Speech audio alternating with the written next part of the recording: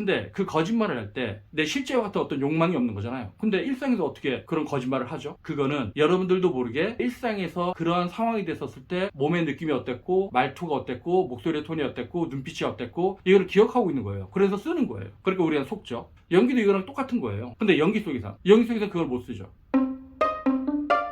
네, 안녕하십니까. 진정 배우를 꿈꾸는 사람들의 멘토 K-액팅입니다.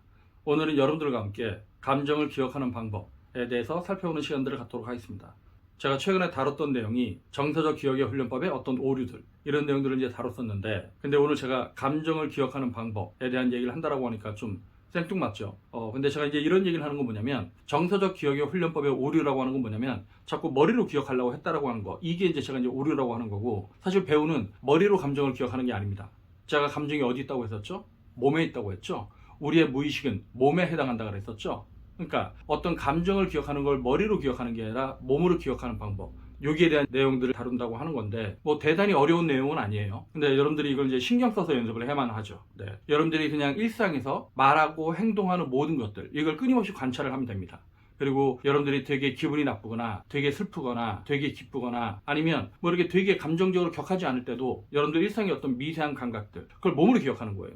근데 이걸 몸으로 기억하는 방법은 단순합니다. 여러분들이 누구랑 말을 할 때 문득 말하고 있는 자기 자신을 인지하면 돼요. 말을 하면서 내가 제 말을 어떻게 듣고 있고 제 말에 대해서 내가 어떻게 반응을 하고, 그리고 그 말을 할 때 내 생각의 구조가 어떻게 작동을 하고 내 호흡의 구조가 어떻게 작동을 하고 내가 말을 할 때 입술이나 혀, 구강 이런 데는 어떻게 작동을 하고, 이런 걸 여러분들이 자꾸 인지를 하는 겁니다. 그럼 이제 여러분들이 사실 이제 이런 상태가 되면 여러분들 일상에서 되게 슬프거나 화나거나 아니면 기쁜 상황에서 갑자기 되게 울다가 내가 울 때 이런 상황이 되네 라고 하면 아마 감정이 좀 깨지는 듯한 그런 느낌들을 느낄 거예요. 그러니까 일상에서 여러분들이 진짜 어떤 감정에 빠져 있을 때 인지를 안 합니다. 그러니까 완전 몰입이 된 상태니까. 그러니까 일상에서 여러분들이 울 때 여러분들의 몸에 어떤 변화가 있는지, 호흡에 어떤 변화가 있는지, 내가 호흡이 어떻게 떨리는지, 가슴이 어떻게 미어져 오는지, 목이 어떻게 메어져 오는지, 코끝이 어떻게 찡한지, 이런 것들을 인지를 못하니까 여러분들이 연기를 할 땐 감정을 기억해서 하려고 그러면 머릿속으로 기억하면서 막연하게 하죠. 근데 배우들은 이 일상에서 나한테 벌어지는 몸의 감각, 내 미세한 근육의 감각의 변화, 이것들을 인지할 수 있어야 돼요. 그러니까 제가 예전에 스키장에 가서 배우의 감각 훈련 이런 것도 이제 찍은 적이 있었는데, 그거의 연장이라고 생각을 하면 돼요. 그러니까 일상에서 내가 보고 듣고 맛보고 냄새 맡고 피부로 느끼는 이런 감각을 느끼라고 했었잖아요.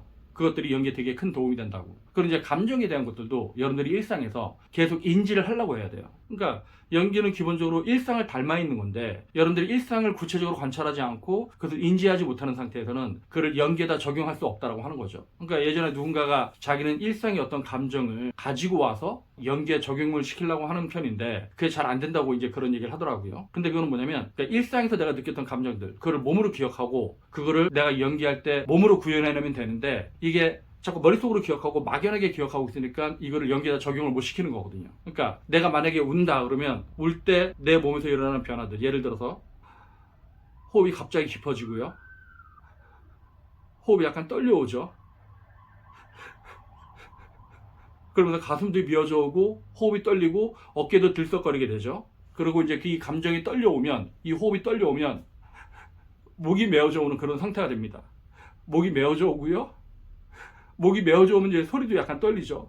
그러다 보면은 막 입술도 이제 떨리는 순간도 오고 코끝이 찡해 오고 눈물이 핑 도는 그런 순간, 이런 순간들이 있는데, 여러분들이 일상에서 여러분들이 진짜로 슬플 때 여러분들 몸에서 벌어지는 어떤 현상들을 구체적으로 관찰을 못하고 있는 거죠. 즉 인지를 못하고 있는 거죠. 그러니까 그 인지를 한다고 하는 건 뭐냐면, 내가 저번에 동영상 때 여러분들 발바닥을 느껴보세요 했었을 때 여러분들은 발바닥을 느껴보지 못하고 있다가 그 순간 그 발바닥, 내 발바닥이 지금 땅에 닿아 있네, 내 발바닥이 지금 허공에 떠 있네, 내 발바닥이 지금 뜨거운 데를 밟고 있네, 내 발바닥이 차가운 데를 밟고 있네, 이런 것들을 갖다 인식을 했었을 거예요. 근데 그런 것처럼 여러분들이 어떤 진짜 슬픈 상황이 되거나 아니면 화나는 순간이 되거나 기쁜 순간이 됐었을 때 여러분 몸에서 벌어지고 있는 그 순간들을 잘 관찰하고 사진을 찍듯이 딱 기억을 해야 됩니다. 근데 그거는 여기로 기억하는 게 아니에요.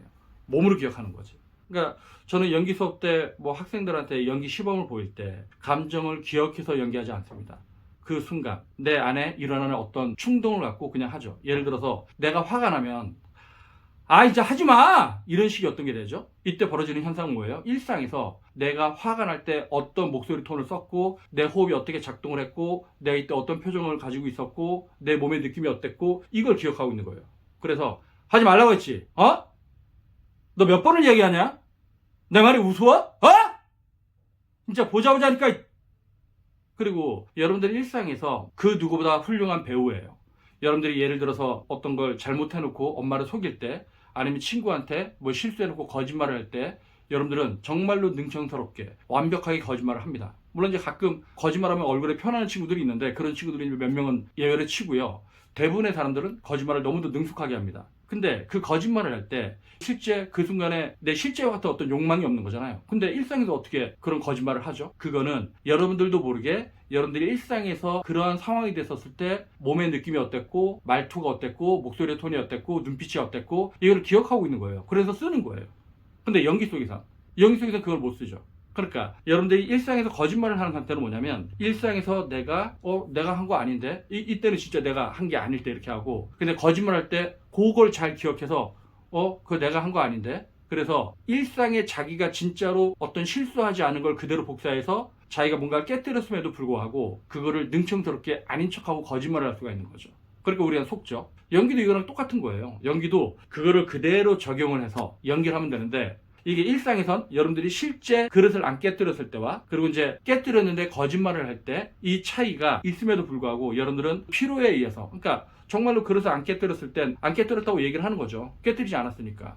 근데 거짓말할 땐 내가 그때 그릇을 깨뜨리지 않았을 때 어떤 자연스러운 상태를 기억하고 있기 때문에 그거 내가 안 깨뜨렸는데 누가 깼지? 라고 천연덕스럽게 거짓말을 할 수가 있는 거죠. 연기도 똑같은 거예요. 일상에 여러분들이 기억하고 있는 어떤 몸의 감각, 이게 몸의 감각이라고 하는 건 사실 내 눈빛, 내 표정, 내 호흡, 내 목소리 톤, 내 자세, 내 몸짓 이 모든 것들을 포괄하는 거잖아요. 그게 정말로 스스럼 없이 이렇게 나올 수 있는 상태. 연기도 그걸 갖다 그대로 적용을 시키면 되는데 여러분들이 거짓말을 할 땐 자기도 모르게 과거에 있었던 어떤 실제적인 자기 몸을 그대로 가지고 와서 쓴다라고 한다면 연기 때는 그 필요성이 없으니까 그런 욕망이 없으니까 그걸 못 쓴다라고 하는 거죠. 그러니까 그걸 쓰려면 어떻게 돼요? 일상에서 내가 그거를 의식적으로 계속 끊임없이 기억하는 수밖에 없어요. 근데 뭘로 기억한다? 몸으로. 몸의 미세한 감각으로. 머릿속으로 기억하는 게 아니라. 그러니까 일반인들하고 배우하고 어떤 차이가 있다고 한다면 이런 거죠. 일반인들은 자기가 일상에서 울고 화내고 소리 지르고 이럴 때 별로 기억하지 않습니다. 왜? 그 순간 화가 나니까 그렇게 하는 거잖아요. 슬프니까 우는 거잖아요. 근데 배우는 그걸 의식적으로 자꾸 기억을 해서 몸으로 각인을 시켜서 그 미세한 감각을 자기 몸에 저장을 하려는 노력을 해야 됩니다. 그렇게 해서 이제 무수히 반복을 하다 보면은 내가 정말로 슬플 때, 그러니까 슬픈 것도 경우에 따라서 되게 다양한 슬픔이 있잖아요. 부모님이 돌아가셔서 슬픈 경우가 있고, 연인하고 헤어져서 슬픈 게 있고, 어떤 딱 한 사람 얘기를 듣다 보니까 슬픈 게 있고, 영화를 보다가 슬픈 거 있고, 그 슬픔이 비슷한 것 같지만 층위가 되게 다릅니다. 예, 굉장히 섬세하게 구분이 되죠. 그러니까 여러분들이 영화를 보다가 슬플 때, 내가 영화를 볼 때 슬플 땐 이런 호흡의 떨림으로 우는구나. 그리고 내가 연인하고 헤어질 땐 이런 가슴의 아픔을 가지고 우는구나. 부모님이 돌아가셨을 때, 아니면 친구가 죽었을 때, 아니면 누구 사랑하는 사람이 어떻게 잘못됐을 때, 내가 이렇게 우는구나. 그걸 매 순간 기억을 해야 돼요.